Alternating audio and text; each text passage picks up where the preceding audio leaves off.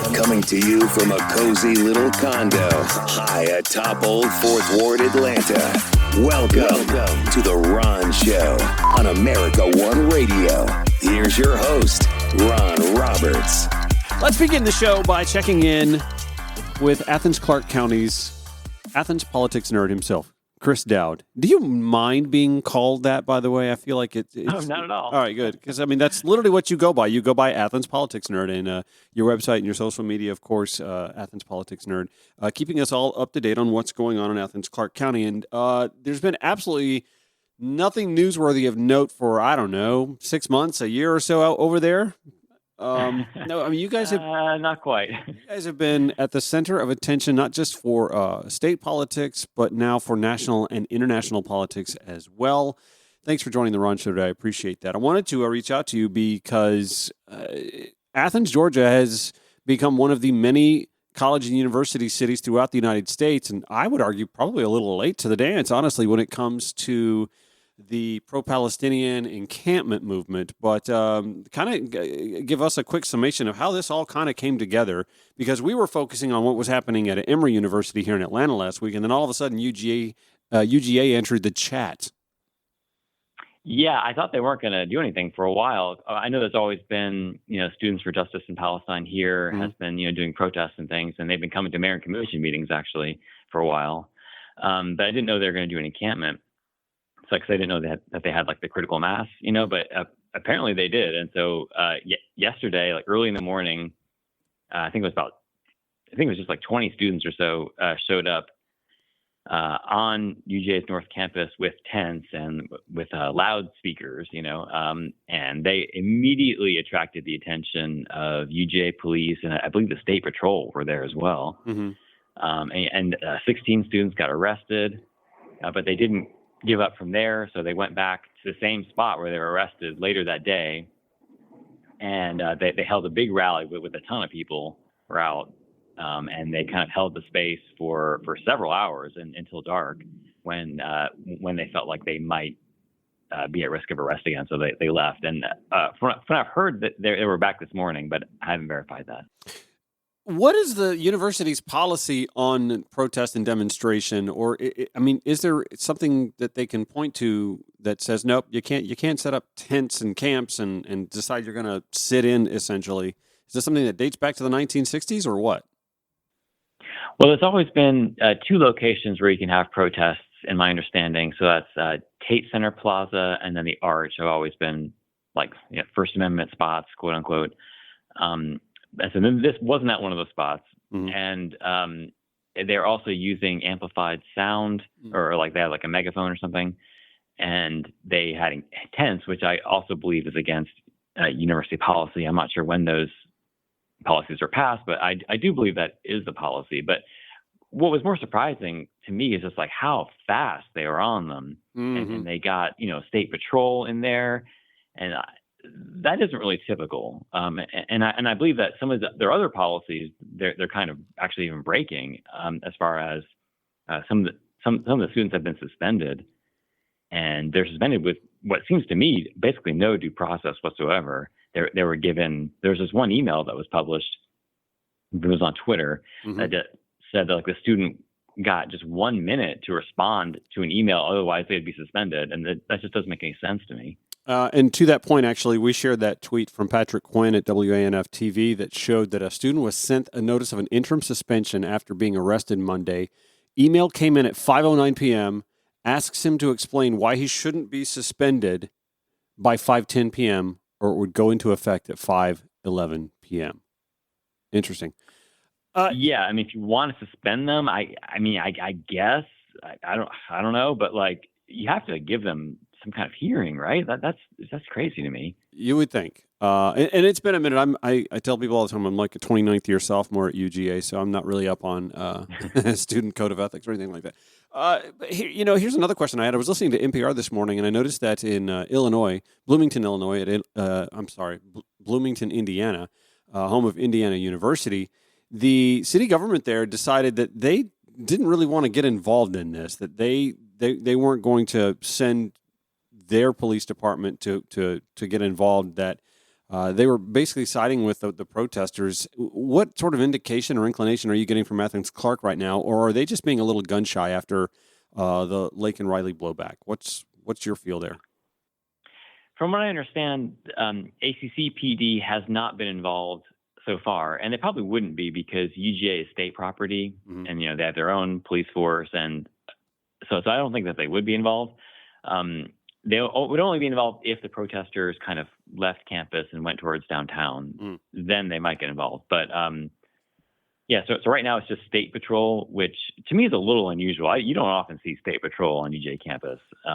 But they do have jurisdiction there, so I guess that makes sense to an extent. Honestly, the rabble-rousing we're seeing from the right about this is just, to me, sort of incendiary in and of itself, that the Emory University president, who, by the way, has since apologized for mischaracterizing the protest on their campus as being mostly outside agitator when 20 of the 28 arrested were actually Emory student or community. And then, of course, the hastiness of calling in the State Patrol, again, who is charged with policing our highways and byways. Honestly, I'm kind of shocked that the governor hasn't decided to overreach and call in the National Guard, because he seems to be quick to the trigger on this sort of stuff. And there's a lot of posturing from right-wing politicians on these issues. I saw a tweet earlier today from Houston Gaines, as a matter of fact, one of the 3 Republicans who represent portions of Athens Clarke County. Athens Clarke, by the way, a very blue little dot in Northeast Georgia, but has 3 Republican state representatives to 1 Democrat because gerrymandering.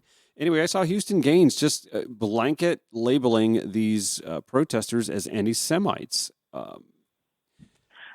I was there for several hours yesterday. I did not hear anything that was anti-Semitic, to me anyway. Maybe other people have, I don't know, more refined ears than I do. I'm not Jewish. I don't want to say for sure one way or the other, Sure. But it didn't sound anti-Semitic to me. I did hear some of the rhetoric was pretty aggressive. So if people feel uncomfortable, I understand that, but I don't. But on the other hand, I think that if there's a genocide going on, maybe we should feel uncomfortable.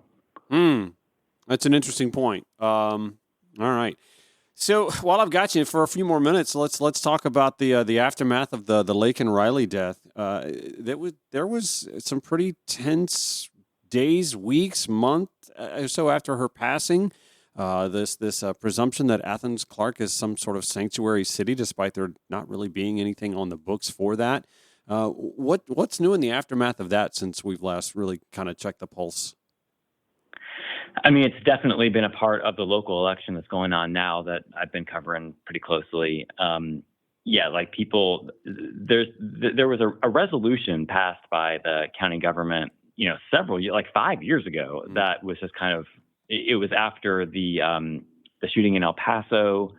It was after, Trump was president at that time, and just a lot of, Hispanic community members were pretty scared. And so the local government wanted to, issue a statement of we see you, we're on your side, we're not out to get you, basically. And so that passed unanimously. It wasn't controversial at the time, but now all of a sudden it's controversial because, the right wing really wants to make some hay from this. And so, it's this national dialogue and national rhetoric has really kind of infiltrated our local elections here. So to me, that's pretty disturbing because I thought that we all agreed that, we want to welcome people, So on that note, you say there are local races. Give us a taste of what sort of candidacy has emerged since that makes this sort of a watermark for this conversation. Yeah. Probably the most infamous candidate is Sydney Waters. She's better known as Mama Sid here. Uh-huh. She owns a pizza place called Mama Sid's Pizza, and one of the first things she did upon announcing her candidacy was go on Fox News, which is just wild for we're really not that big of a town, right? And to have a candidate going on Fox News in a Democratic district, it was very strange to see. They were talking about immigration, and it's what does that have to do with our local elections here? But I guess that's the way people are thinking right now. And there's just kind of lately there have been these sort of Republican PACs that have been coming in, and maybe they haven't endorsed candidates because that might look bad, but they've been sending out mailers like crazy, and doing polls, and some of the polls have been pretty almost dishonest because they're actually using the name or a very similar name to a progressive group that was around several years ago, Athens for Everyone. There's this one poll claiming to be from Athens for All, and I think they're on purpose trying to make people think like this is a progressive thing, but it's actually like Republican operatives doing it, from what I can tell. I don't know for a fact, but that's what I suspect. So things are very strange here in Athens, especially since Lincoln Riley. That's just kind of jacked things up to a whole other level. Yeah, and seems to have turned the heat up on District Attorney Deborah Gonzalez as well. Yes. How is she viewed now in the community? Because I understand that there's even some pushback on the left, pointed her way. Yeah, so there are two things going on here. The first is that I think a lot of people just hate her, just completely irrationally. And if people on the right wing, they just do not want her in there. That They just kind of they have like a Deborah Gonzalez derangement syndrome, I would say. But on the other hand, maybe she didn't have the most experience going into this. She had never been a prosecutor before, for example. And maybe since COVID kind of like elevated the difficulty level of this job, maybe it's been kind of kicking her butt a little bit. And so I think there are legitimate concerns about her in this role, So both these things are kind of happening at the same time. Fascinating. Athens, Clarke County, again, the focus is on that sleepy little hollow nestled in northeast Georgia, and it's not even football season yet. So, right. I thank you for staying on top of that. Chris Dowd with Athens Politics Nerd, and we thank you for joining the Ron Show today and giving us a little bit of an update of how things are faring over there. All right. Thanks so much, Ron. See, what you don't know about that interview, a little behind the scenes here, my recording equipment, my mixing board has Bluetooth capabilities, or did, and we were doing just fine until about a third of the way through the interview, and then the mixing board Bluetooth just disconnected to my phone. And so we reset it and picked up where we left off. 2 minutes in, mixing board says no more Bluetooth. Disconnected again. Chris just stuck through like a champ. I just said, hey, hang on, let me just reset the board. And then I finally remembered that I had a wire that I can connect the board to my phone right in through the iPhone. It's in there, and we championed through that. My thanks to Chris Dowd, not only for the update, but for understanding that technical difficulties are a thing and having the patience to sit through it. Anyway, we've got more on this, the Emory situation as well, when the Ron Show returns here on the America One Radio app, AmericaOneRadio.com, on demand at ProgressiveVoices.com, or wherever you podcast. By the way, if you're ever listening to the Ron Show and you just kind of dive into it partially in, you can always catch the entire episode via podcast at RonShowATL.com or wherever you podcast. Also on demand throughout the day at ProgressiveVoices.com. There is a weekend version of this show that'll air does air on Progressive Voices Network via TuneIn on the weekend. So many ways for you to get little bits and segments or all episodes of The Ron Show. RonShowATL.com for that. We were talking with Chris Dowd, a.k.a. Athens Politics Nerd, earlier about what's happening on the campus at UGA. Seems to be a bit of an extreme reaction from Jordan Swift, like almost as if they were on speed dial, or maybe the university president, Jer Moorhead, had the 9 and the 1 pressed and was just waiting to hit the 1 and the, something along those lines, because they were lickety split. Nonetheless, if the goal was to squelch protests, peaceful protests or otherwise, if the goal was to squelch those protests, it seems that they have succeeded. Atlanta Journal-Constitution reporter Fletcher Page reporting Tuesday around 3:49 p.m. that numbers had dwindled and that the protesters are actually having a hard time finding a place to stand in opposition to the Israeli war in Gaza. Reporting here, protesters against Israel's war in Gaza dwindled on the University of Georgia's campus Tuesday, one day after more than a dozen demonstrators were arrested. It might have been partly the rain, or that there were no classes, which ended Monday, or that students were spooked by the threat of suspensions just days before graduation. The small turnout also raised questions about the depth of support for demonstrators who have called on the state's flagship university to support Palestinians and divest from Israel. Fletcher Page reporting, after as many as 100 people joined protests on UGA property Monday afternoon, Tuesday's group of demonstrators were closer to 15 and struggled to attract onlookers on a quiet campus as many students prepared for final exams and May 10th commencement ceremonies. The smaller turnout followed Monday's crackdown on protesters, 16 of whom were arrested by UGA police for trespassing before being released. 10 of the arrested were students, according to a person familiar with the matter, who said they were not authorized to speak on the matter publicly. Senior Zina Muhammad, one of those arrested and released, said she and a half a dozen other protesters were suspended Monday by the university, banning them from being on campus, at least temporarily, and jeopardizing their enrollment. Fletcher's reporting continues. UGA spokespeople declined to confirm or comment on any suspensions.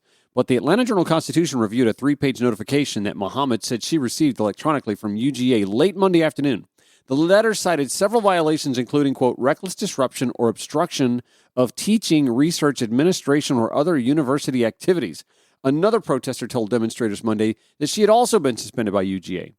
Janet Frick, an associate professor in UGA's Behavioral and Brain Sciences program, criticized the university for arresting and suspending students, saying, obviously, they knew they were violating some of the current, quote, free speech policies. Ooh, Janet. But to claim they were endangering campus or disrupting instruction is patently ridiculous, said Frick, who wrote that Tuesday on the social media platform X. And since when are students suspended prior to the outcome of a hearing, Frick added in her social media post. That's pretty interesting because Chris Dowd of Athens Politics Nerd actually asked the same thing, right?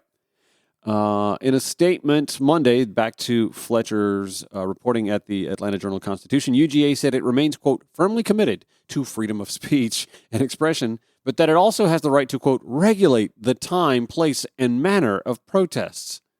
There were no reports of additional arrests or suspensions on Tuesday as a small group of protesters moved around campus, closely monitored by UGA administrators. Meanwhile, back at Emory University, this from Cassidy Alexander Joseph Papp at the Atlanta Journal-Constitution, at least one person who was arrested in connection to a demonstration at Emory on Thursday doesn't have to worry about conduct charges from the school, according to a letter from a university official. You will not face conduct charges from Emory University, nor are you barred from your residence, the dining halls, the classroom, or campus. That's how a letter read Tuesday from the Dean of Students and Associate Vice President, Christina Bethia Odejimi. The letter obtained by the Atlanta Journal-Constitution went on to refer the protester to resources to help with academic concerns, financial difficulties, or trauma from the experience. The letter read, the university is committed to ensuring that we take all necessary actions to support you in maintaining your good standing and support you in successfully completing the academic year. And then we got this last night from WXIA TV, 11 Alive. Turning now to Emory University, where students are gathering once again to protest the war in Gaza. For almost a week now, we have seen people rally at the school calling for the university officials to divest from programs supporting Israel. 11 Alive's Brittany Klein-Peters at the campus right now with the very latest. Brittany? Good evening, Ron. We're just steps away from what they call the quad on Emory's campus, and that's where all those events unfolded on Thursday. And that's also where a small group of students have gathered within the last hour and a half or so. It has been calm, peaceful, their message similar to what's been protested over the last several days. But again, they did just gather in the last hour and a half, and they say they want to keep coming out here because that's the only way to create change. As we enter day 5, since scenes like this were broadcasted everywhere as several protesters were arrested on Emory's campus, things look much different on campus today. Students say they're gathering once again tonight to protest against the Israel-Hamas war and Atlanta's future public safety training site. It was really traumatizing what happened on Thursday out here, and so we realized it was important to keep doing that. The school has come under fire for calling on police to remove protesters. In a statement this morning, Emory University's president apologized for mischaracterizing the individuals who constructed the encampment treatment on campus as non-members of the Emory University, admitting they now realize that information was not correct. In a virtual meeting today that news outlets were allowed to listen to but not broadcast, a group of students and alumni discussed last week's arrests, which included Emory students and faculty.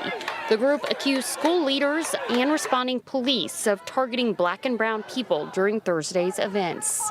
Honestly, I'd like to see a little bit more heat on this Emory story, if I'm being honest. I would like cell phone records between the university president and anybody that the president was speaking to or hearing from on this matter, call records, whatever, because I want to know who it was that got in the president's ear, if anyone, and said, hey, if you need Georgia State Patrol, just let me know. They're at a moment's notice. If you need APD there, let's get this going.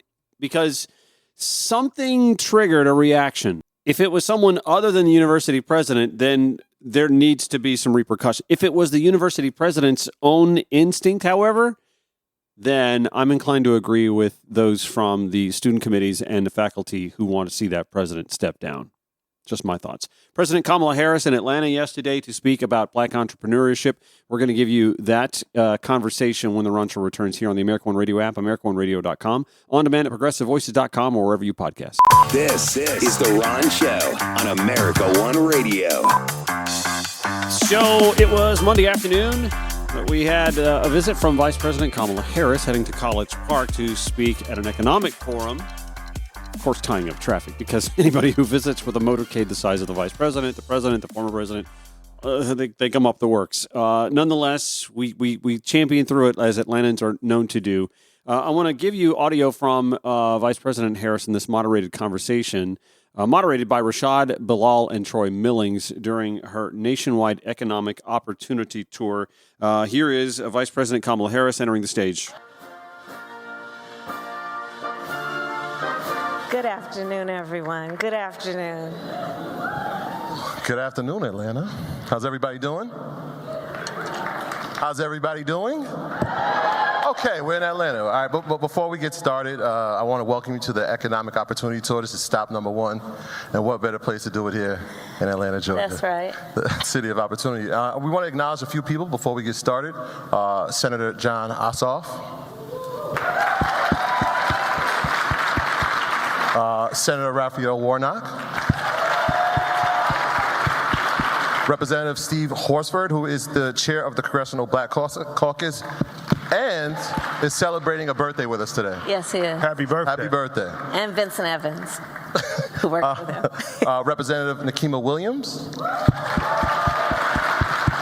and the leaders of the Black Economic Alliance who have helped partner to make sure that this tour runs smoothly. So congratulations, and thank you guys for being here today. Yes.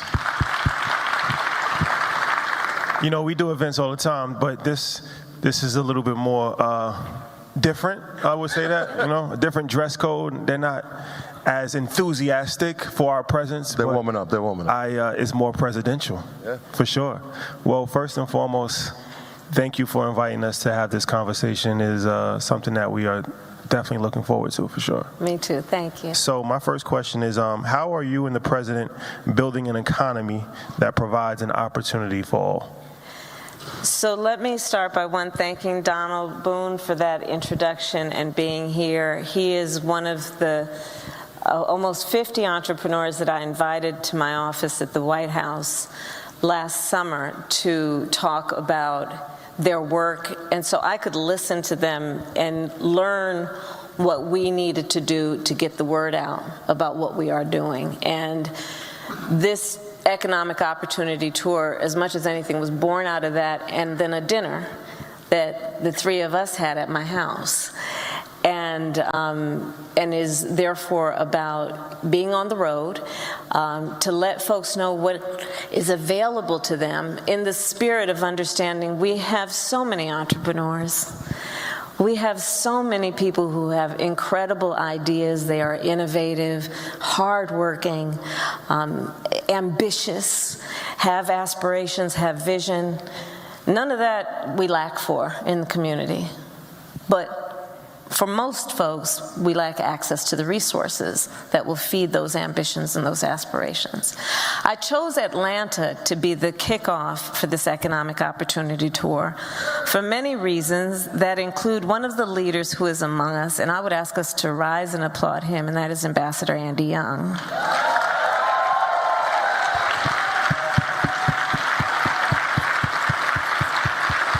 Who is here with his wife, Caroline.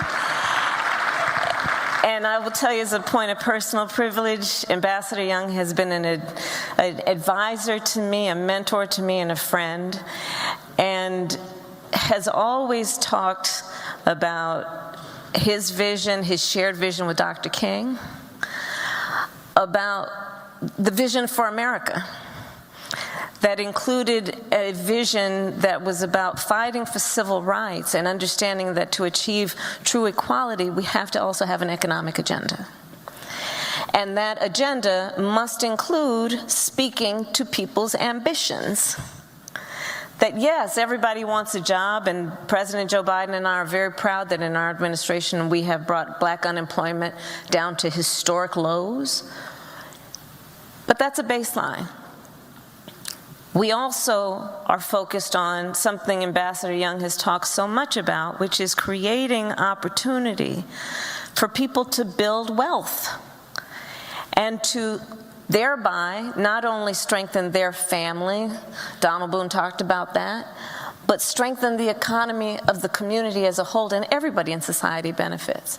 So that's why I'm here, and to talk about what we have done, whether it be an extension of the work I did in the United States Senate to get $12 billion more into community banks, or the work that we have done, and you heard the panel earlier today, that is about uplifting our capacity through the Treasury Department. I want to thank Secretary Yellen in her absence for what she has done to be a partner to me around focusing on a number of issues that are about access to capital, but with a focus also on minority-owned businesses. And then what we did to create the Economic Opportunity Coalition, which is, Bank of America, Wells Fargo Bank, Google, and getting private equity to invest in community banks, some of the local community banks being represented here, to increase access to capital so that our entrepreneurs in the community have a place to go where it's the people who are doing the lending know the community, know the capacity of the community, know the mores of the community, and can provide not only capital, but the knowledge that so many need to understand how to run a business. You have a great idea, but you don't necessarily know how to run a payroll. Don't necessarily know what kind of system there is for business taxes in a way that allows you to maximize, right, your resources. Don't necessarily know how you're going to keep up your inventory, and don't necessarily know what is available in terms of creating access to markets. So you have a good product, but you need access to markets. So the work that we have been doing over the last 3 years has been focused on all of these areas, and also understanding the context in which we exist, which is the longstanding disparities, and understanding that in spite of those who in certain parts of our country want to attack DEI, we understand that you can't truly invest in the strength of our nation if you don't pay attention to diversity, equity, and inclusion.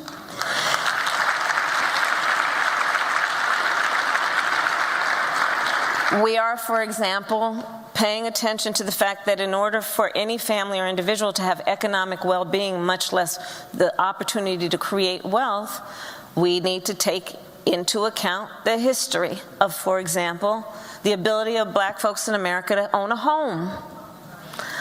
Let's go far back enough, we can go even further, but let's go far back enough to remember the GI Bill.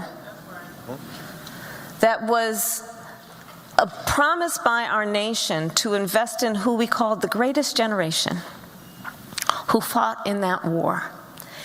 And so there was a policy that said, let us reward them for fighting for our nation and all that we hold sacred, and give them access to loans for home ownership.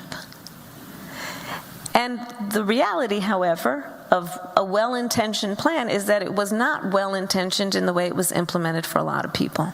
In that, Black veterans did not receive in equal measure those loans.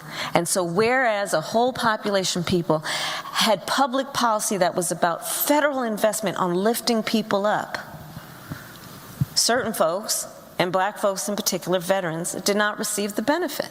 So now look at the disparity that's created even by that. We look at the history of redlining. We look at the history of segregation. We remember what happened, I know we're going to talk about these urban plans and what that did to cut freeways across communities and limit their access to commerce.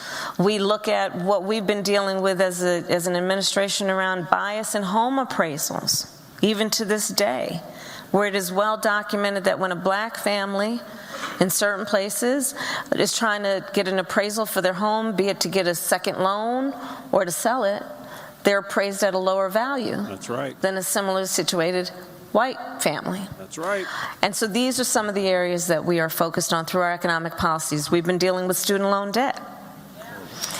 Understanding that, Black students are much more likely to take out a Pell Grant.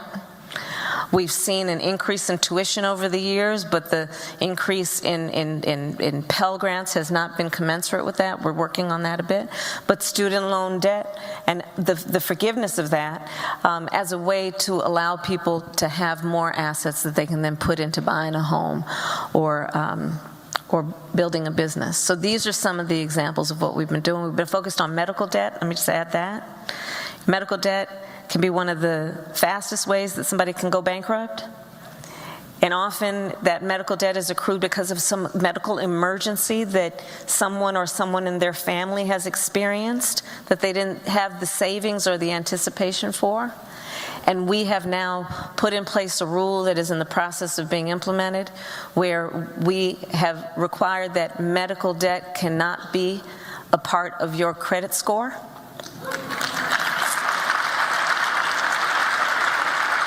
And medical debt cannot be considered when your credit is being evaluated for a car loan, a home loan, things of that nature. So these are some examples of what we've been doing. Yeah, I want to stay with that theme of access because it's a real issue. When we talk about access, especially communities of color, we've lacked it. A lot of it has been done for many reasons, but specifically, and you kind of alluded to it, urban renewal. Yeah. So I'm interested in knowing what work is being done to address some of these historic inequities. So during the late 50s and 60s, there was this whole policy push, national policy push that was called urban renewal. But what it ended up doing was, and it was supposed to be about making life easier for people that live in the areas where it happened. But essentially it was about a policy that was directed in making it, many people will say, easier for folks who had wealth and means to move to the suburbs and still have access to downtown. I'm oversimplifying it, but that's essentially it. And you see across the country, I'm going to be in Detroit on this tour, I'm going to be in Milwaukee. As you all know, I'm from California, from the Bay Area. We saw it there, where these freeways were built, and basically to cut through communities, which bifurcated the community so that folks couldn't have easy access to, let's say, the small businesses from where they lived. And it ended up decimating these communities for years. So what we have been doing through our infrastructure bill is putting resources into basically reconnecting communities. So here in Atlanta, for example, Freeway 75 and 85, what we are doing is dealing with the fact that I guess there was a division from Sweet Auburn from downtown, and what we need to do to reconnect by creating basically pathways that include over that pathway creating parks, but literally the infrastructure, and recreating that infrastructure so we can reconnect communities. So here in Atlanta, there's going to be $158 million out of our infrastructure bill that will do that work, and it's going to create, we estimate, about 13,000 jobs, and also focus on affordable housing, which was one of the big issues that we're facing as a country. Another major issue for entrepreneurs is access to capital. We know that I think less than 1% goes to black businesses. So what are some steps that you guys are doing to kind of correct that issue, which suffocates a lot of businesses from getting started or from expanding? So here's where I come to this point. None of us have achieved success without support. None of us. And without someone or people who understood our talent and our dreams and encouraged us to achieve it and showed us how to achieve it.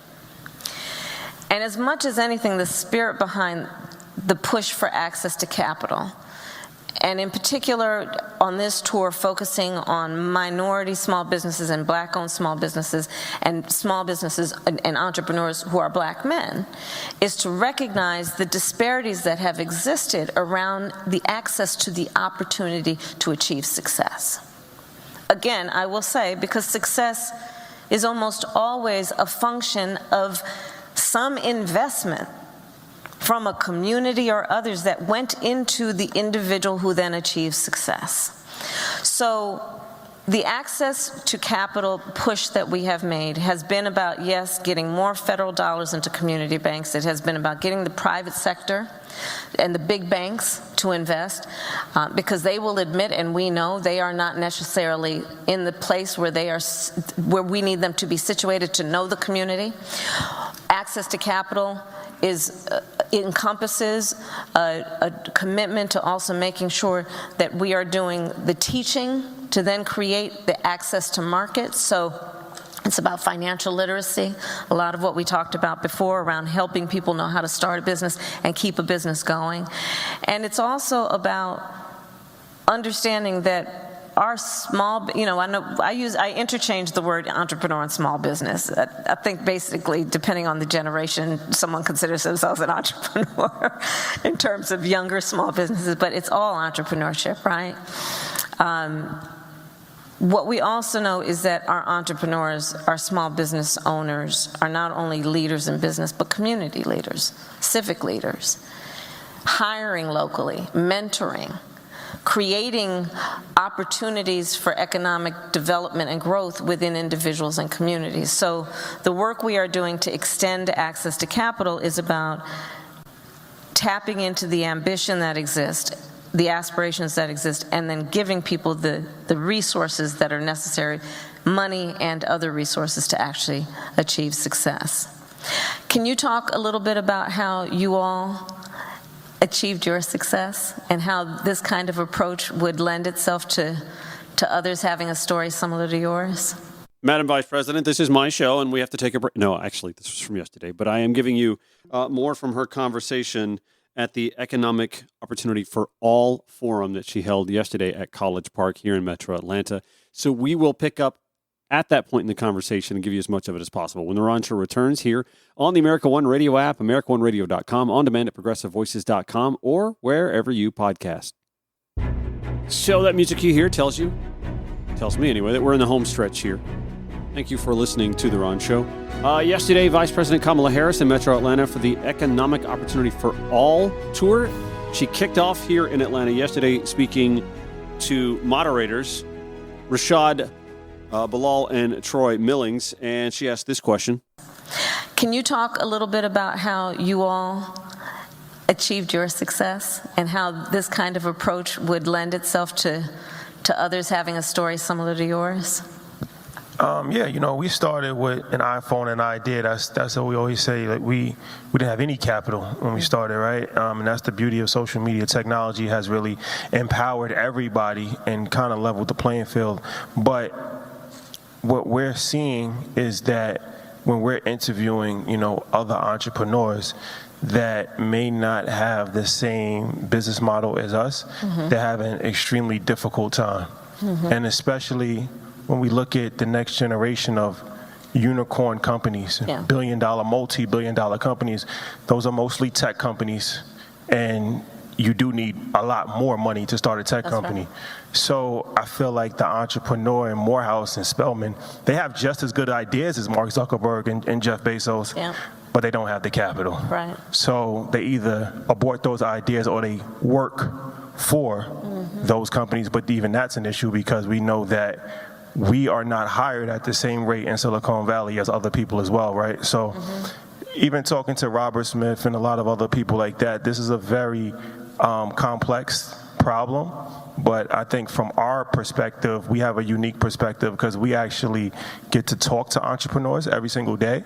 And we can understand how $100,000 could just accelerate their business, right? $50,000 can accelerate their business, right? And even looking in the crowd, we have entrepreneurs. I see Pinky Cole, I see Eastside Golf, and these are young entrepreneurs that went out on the limb and bet on their self, right? But a little bit more capital, they can be the next McDonald's.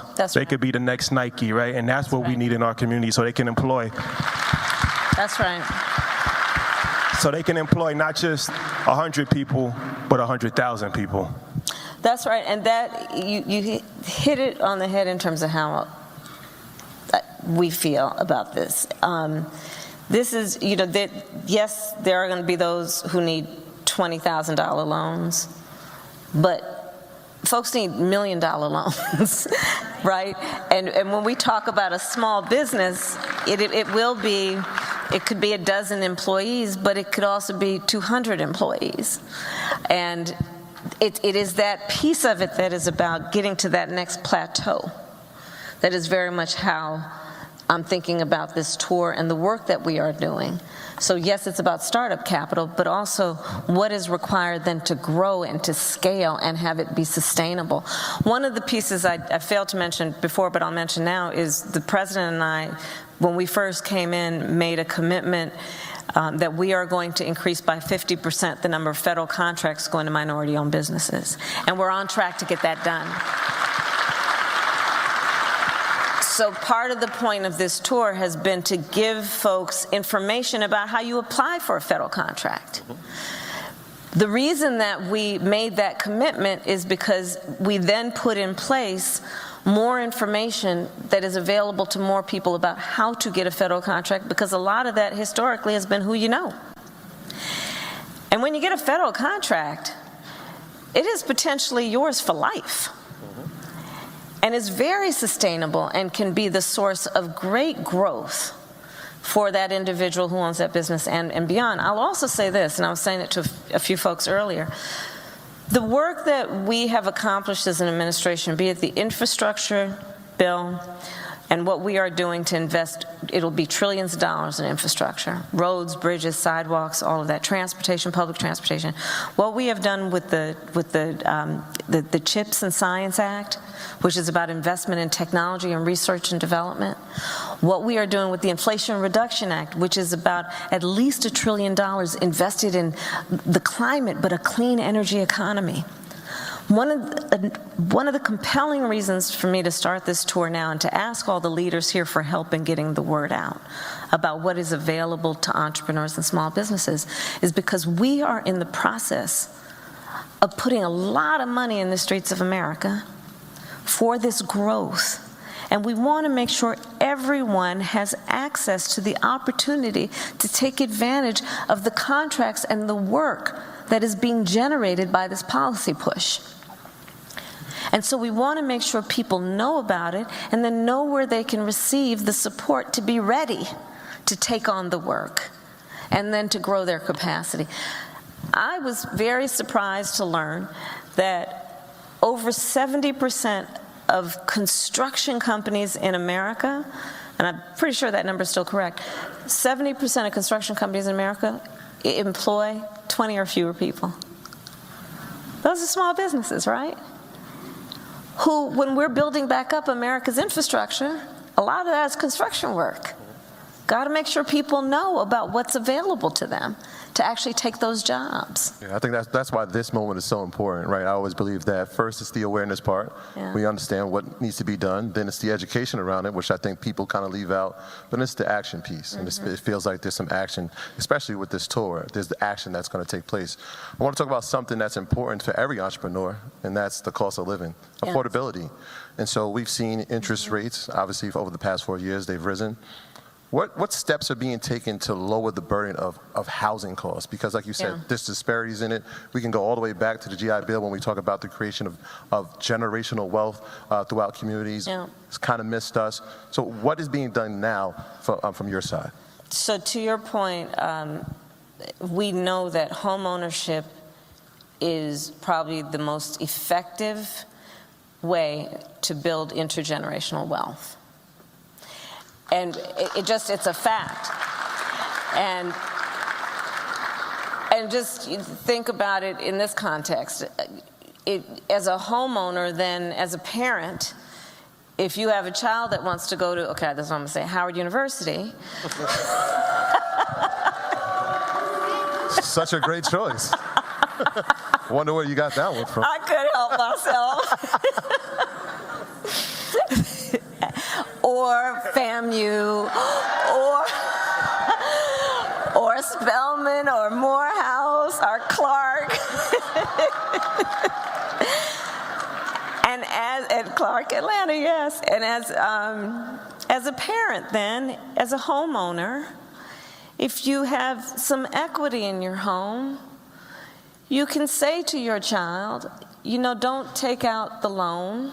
I'll take out some of the equity to help you pay for tuition so that you don't graduate with extraordinary student loan debt. And so that when you graduate, you can do your dream job and not worry about those hundreds of thousands of dollars of debt, and you can go on and prosper. As a homeowner, if your child says to you, I want to start a business, I've got a great idea, and you as a parent can say, let me take out some equity to give you some startup capital. Intergenerational wealth. However, again, as we've already discussed, there have been biases and explicit laws and practices that have been in place over generations to exclude certain folks and communities from that opportunity to create that wealth. And so we're focused on it, also knowing that the net worth of a homeowner is about 40 times that of a renter. Think about that. And so what we can do to uplift and create opportunities for that are very important. So one of the things we've done is we have proposed that there would be for first-generation homeowners, so first-time homeowners, at a certain income level, a $25,000 credit to be able to put a down payment down, which we know would make a huge difference. And then we're looking at an additional policy that would be about basically, for those who qualify, $400 a month in tax credits so people can be able to pay their mortgage on a monthly basis. And we are on track to a commitment to build 2 million more affordable housing units, including what we're doing here in terms of the freeway. So that's important. But the reality of it is that when we focus on this issue, we got to realize that part of the reason everything is so expensive is we don't have enough supply on the market. And this is a national problem. So our investments are about also what we need to do to build affordable housing. I'm looking at some issues around how we can look at vacant commercial real estate and conversion. There's a lot of this issue that is about also what we need to do to focus on local rules that might make it, zoning rules that might make it different for these things to happen, and how we can create incentives that are productive for everybody. And then it gets back to, for example, the student loan debt. And what we have seen, we have now forgiven over $150 billion in student loan debt. On average, we're looking at somewhere around $70,000 per person. And especially if we're talking about people in public service, nurses, firefighters, teachers, and doubling the number for them. But one of the other things I'd ask the leaders here in terms of helping me get the word out, let people know they qualify for student loan debt even if they never graduated.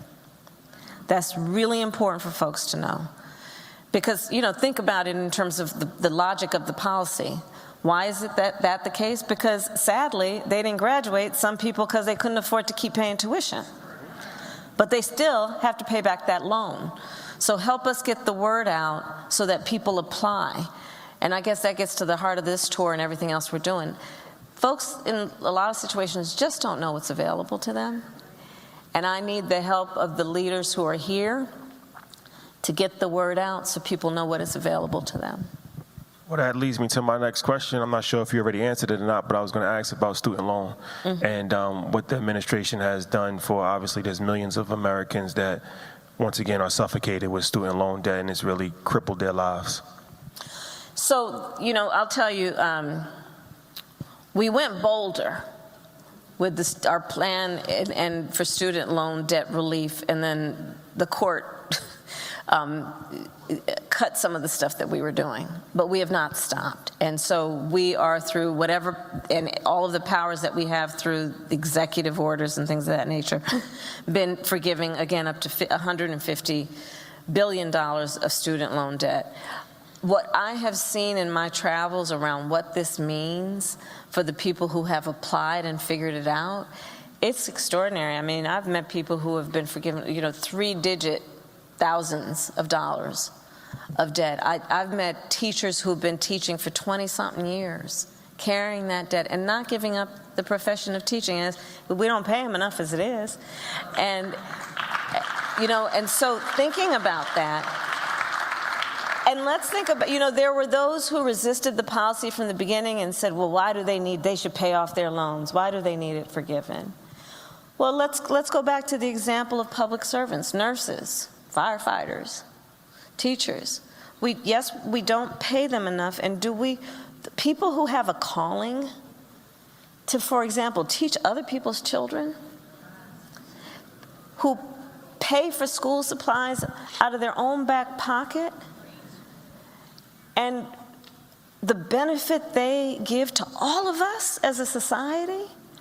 Should we not think about that and think about the fact that we want them to stay in that noble profession? I think about the number of young people who have a calling to do that kind of work, similar kind of work, who have to go to some other kind of job because they need to pay off their loans, when we want that people would be able to follow their passion, especially when it benefits all of us and uplifts society. So the reasons behind the policy include just that. And again, let's just let people know that they don't have to have graduated in order to get their debt forgiven, especially if that might mean that if they want to go back to school, they can go back and know that they can afford to go back. Well, this is coming from a teacher, I say educator now, turned entrepreneur. I couldn't agree with you more. Pay our teachers. First, I just want to thank you for this. This has been an amazing opportunity. But we do have entrepreneurs here in the building. Where are our entrepreneurs at? There they go. Oh, Big Dave Cheesesteaks. That's a I see Isaac Hayes in the back. Shout out to Isaac Hayes. He can't sing as good as his dad, though. No. We wouldn't want him to either. What piece of advice would you like to leave this audience? Like I said, Atlanta is such a hub of innovation for many businesses, but what would you like to leave this audience with in terms of advice for entrepreneurship?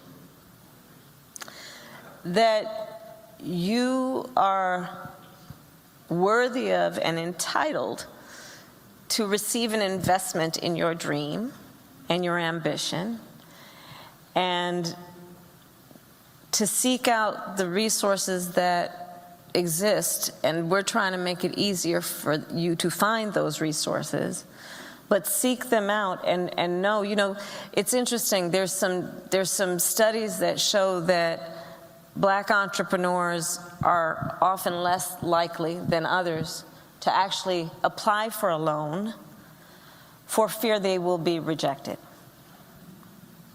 I mean, it's pretty significant data that supports that point. So part of my advice is go for it. Apply for it.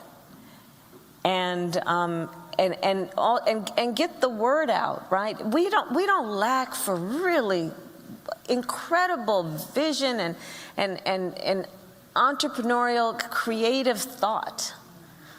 And so it's just a matter of, like, let's not let society or history impede or silence those ambitions. And then I would urge everyone to know, for example, community lenders, and to seek them out. I was just earlier at Rice, and what's happening there in terms of helping young entrepreneurs get ready and then have access. I met this young brother. He's got a water company, and is now going to be selling at Walmart, right? And so there are institutions and places that are available to you, groups that are available, mentors here. I would say to the entrepreneurs who are here, make sure you talk to the person sitting next to you, because they may just be that person who is willing to mentor you or willing to give you some advice about how they achieve their success. But don't give up, because we need you. Our country needs you. And that's how we're going to be strong. And I want to just put a fine point on it. Be proud of your ambition. Be proud of your ambition. Have ambition. Dream with ambition. Do not ever be burdened by other people's limited ability to see what is possible. Don't let that burden you. You know, my mother always used to say to me, don't you ever let anybody tell you who you are. You tell them who you are, right? I have another saying. I eat no for breakfast. I don't hear no until maybe the 10th time. Don't hear no. Don't hear no. Madam Vice President, thank you for your time. Thank you. Thank you.